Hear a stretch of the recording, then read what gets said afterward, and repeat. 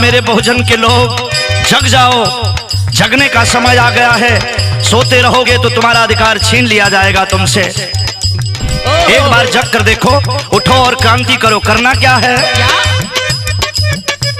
पाखंड मिटाने खातिर थे मनुस्मृति जलाए, घन घोर यातना सहकर हमको अधिकार दिलाए।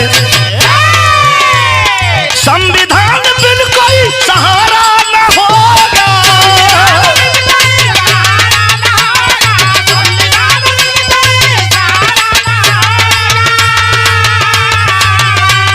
संविधान बिल कोई सहारा न होगा, सहारा न होगा। कोई भीम पैदा दोबारा न होगा, कोई भीम पैदा दोबारा न होगा।